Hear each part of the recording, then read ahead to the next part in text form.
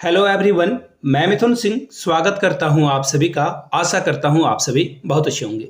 झारखंड शिक्षक भर्ती में धांधली हुई है, बेटा बेटी को रख लिया गया है अधिकारियों के द्वारा। ये वीडियो देखिए इंपॉर्टेंट क्यों है आप तक पहुंचने के लिए, पहली बात। दूसरी बात, आपको इसे और लोगों तक शेयर करना क्यों जरूरी है। देखिए, झारखंड में आपको पता है एसआई का एग्जाम हो या फिर झारखंड में जो है जेई का एग्जाम हो, सीजीएल का एक पेपर हो या फिर लैब असिस्टेंट का पेपर हो। और अभी तो हाईकोर्ट में एक केस भी चल रहा है, आपको भी पता होगा, जिसपे मैंने वीडियो बनाई है।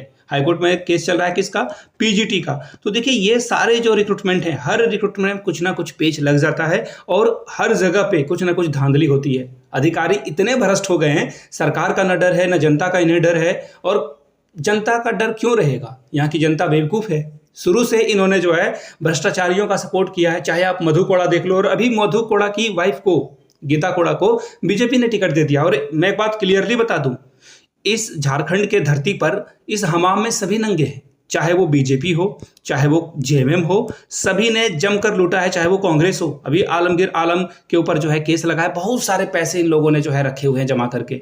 जिन नेता के घर में छापा पड़ता है ईडी या फिर किसी और भी टीम का, करोड़ों रुपए निकलते हैं और इनके पास लिटरली जवाब होता है कि हमें नहीं पता कहाँ से आया है। और ये पेपर लीक जो हो रहा है, इसके व्हाट्सएप कनेक्शन आपको पता है किन लोगों तक जुड़े हुए हैं, कहाँ से कहाँ तक सबसे चोटी के लोग यहाँ पे शामिल हैं। जब सीजीएल का पेपर हुआ था तो आपको पता होगा कि कितनी बातें बनाई गई थी और कोई भी बात गलत नहीं थी। देखिए, ये वीडियो इसलिए आप लोगों तक पहुंचाने की जरूरत है मुझे, क्योंकि आप अवेयर हो सके। लोगों को पता होना चाहिए कि आपके राज्य में किस तरह से नौकरियां बांटी जा रही है, धांधली हो रही है। आप अगर बैठे रहोगे घरों में और आप सोचोगे कि व्यवस्था बदल जाएगी, तो नहीं भाई, आप सिस्टम के पार्ट हो। जब तक आप एक्टिवली पार्टिसिपेशन नहीं होगा आपका, तब तक सिस्टम नहीं सुधरेगा। आप देख लो, एनडीए की सरकार बनी है, बीजेपी को बहुमत से कम मिला है। आप यूपी में देखो, जाकर के ट्विटर पे जाना, यूपी में सीएम जो है वहाँ के योगी आदित्यनाथ फटाफट नौकरियां निकालने के लिए जो है वो सभी विभागों को अलर्ट जो है जारी कर रहे हैं। क्यों हो रहा है ये अलर्ट? ताकि लोगों को पता चल चुका है कि रोजगार के नाम पे वोट पड़ेंगे, बेरोजगारी के मिटाने के नाम पे वोट पड़ेगा। ये नहीं कि सिर्फ आप हवा हवाई करोगे, हिंदू के मुद्दे पे चुनाव लड़ोगे और जीत जाओगे। सेम भी तो देखो, ये जो बीजेपी है, ये कांग्रेस है या जेएमएम है, आप रोजगार नहीं दोगे। आपको क्या लग रहा है कि जेएमएम की सरकार अगले बार रिपीट हो जाएगी? ये कभी नहीं होने वाला है। जेएमएम ने जितना धोखा दिया है, बीजेपी ने भी उतना ही धोखा दिया था। 2 करोड़ की नौकरी को लेकर जेएमएम ने बोला कि 5 लाख नौकरियां हर साल ये देंगे। 50,000 नौकरी इनसे जो है 5 साल इनको होने को आ गए, लेकिन उन्होंने नौकरी नहीं दी है। अब देखो, ये नया मामला क्या है जो इन लोगों ने धांधली करी है, मैं आपको दिखा देता हूं। यहां से देखो, घंटी आधारित शिक्षकों की नियुक्ति में परिवारवाद, बेटा बेटी को रख लिया। कहां हुआ ये खेल, मैं आपको बताता हूं। यहां से देखो, झारखंड के रांची जिला कल्याण विभाग के आवासीय विद्यालयों में नियम के प्रतिकूल यानी कि नियमानुसार जो है नियुक्तियां नहीं हुई है। क्या हुआ है, यहां से देख लीजिए। कल्याण विभाग के आवासीय विद्यालयों में घंटी आधारित यानी कि कॉन्ट्रेक्चुअल या फिर पारा टीचर आप बोल लो, कॉन्ट्रेक्चुअल टीचर को झारखंड में पारा टीचर ही बोला जाता है, परिवारवाद चल रहा है। बेटा बेटी को रख लिया गया है। रांची के जिला के आवासीय विद्यालय में नियमों को धत्ता बताकर जो है नियुक्तियां की गई है। यहाँ पे देख सकते हो आप, इसमें किनको किनको जॉब मिला है। जिला कल्याण कार्यालय, इसके अलावा आवासीय विद्यालय के अधिकारी कर्मचारी के सगे संबंधियों को जो है यहाँ पे जो है प्राथमिकता दी गई है। अब आगे देखिए, रांची डीसी को भेजे गए पत्र में उन्होंने कहा है, देखिए किसने कहा है, यहां से देख लो, वंदना कुमारी ने कहा है कि इन नियुक्तियों के संबंध में आरोप लगाया गया है कि चयन समिति ने परीक्षा फल का प्रकाशन उचित माध्यमों से नहीं किया है। आगे देखो, चयन में आरक्षण का भी पालन नहीं हुआ। देखो, जो पीजी है या फिर ग्रेजुएशन है, बीएड प्रशिक्षण प्राप्त किया है, उनको प्राथमिकता नहीं दिया गया है, बल्कि जिन्होंने सिर्फ और सिर्फ बीएड किया है उनको नौकरी दे दी गई है। जिन्होंने सीटेट या जेटेट जो पास कर रखे, उन विद्यार्थियों को नौकरी नहीं दी गई है। ऐसे में ही रैंडम किसी को जॉब उठाकर दे दी गई। आगे देखिए, संयुक्त सचिव ने वरीय अधिकारी से इसकी जांच कराकर प्रतिवेदन भेजने को कहा है। उल्लेखनीय है कि मुख्यमंत्री चंपाई सोरेन को भी इस नियुक्ति की अनियमितता की जानकारी दी गई है। देखिए, सीएम को इन्फॉर्मेशन मिल गई है। अब आगे देखिए, कई विषयों की पढ़ाई के लिए 46 लोगों की हुई है नियुक्ति। टोटल 46 टीचरों की रिक्रूटमेंट हुई है। India foundation of SC/ST organisation के अध्यक्ष ML उरांव ने एक आरोप लगाया है कि अनुसूचित जनजाति आवासीय विद्यालय में सोनचिपी, इसके अलावा जो स्कूल का नाम है कमड़े, इन जगहों पे जो है, यहां से देख लो, नियुक्तियां किसी ना किसी अधिकारी या कर्मचारी के बेटा बेटी का हुआ है। अब देखो, इससे आपको क्या आइडिया लग रहा है कि सहायक आचार्य जो ऑनलाइन फॉर्म में हो रहा है। देखो, ऑनलाइन वाले फॉर्म में देखो होता क्या है, सहायक आचार्य की जो भर्ती आएगी, ऑनलाइन फॉर्म में आपको जो है एविडेंस जुटा पाना बहुत मुश्किल होता है। अब बोलोगे कैसे?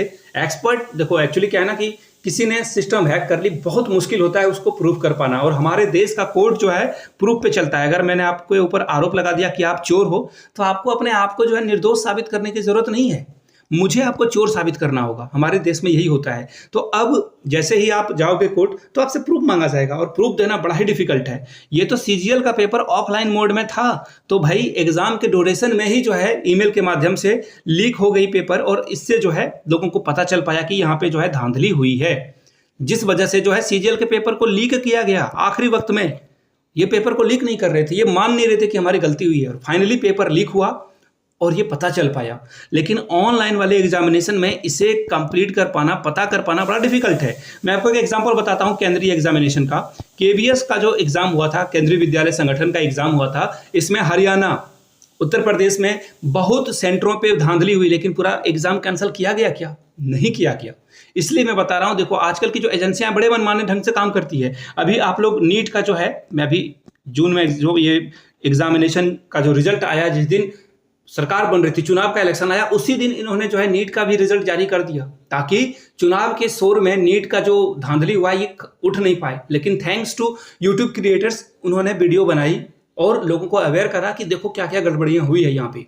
तो इसे ध्यान में रखना। इसलिए देखो, ये छोटी से 46 लोगों की भर्ती का मामला नहीं है।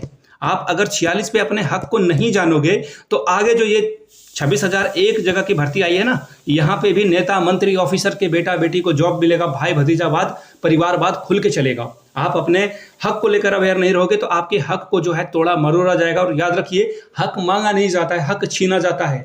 अपने हक को लेकर आप अगर अवेयर नहीं रहोगे, तो इसी तरह से चीजें आगे बढ़ते रहेगी। अब देखो, यहां से जिस तरह से जो है जांच की बात की गई है, देखो मैं इस खबर पे 100% नजर रखने वाला हूं। जैसे ही इस पे कोई अपडेट आती है, मैं देखना चाहता हूं कि इस जांच का जो है क्या रिजल्ट निकलता है, कि बस ऐसे ही हवा हवाई फिर से हो जाएगा और लोगों को क्लीन चिट दे दी जाएगी। और ये क्लीन चिट वाला जो खेल है, ये क्लीन चिट वाला खेल कब तक चलता है आपको भी पता है, झारखंड में क्या हो पाता है। तो मैं देखूंगा कि जो बेटा बेटी को रख लिया गया है, देखो सबसे बड़ी बात है, बेटा बेटी को रखा है इन्होंने, ऐसा नहीं कि रैंडम सिर्फ ग्रेजुएशन या फिर पोस्ट ग्रेजुएशन के लोगों को हायर कर लिया गया है।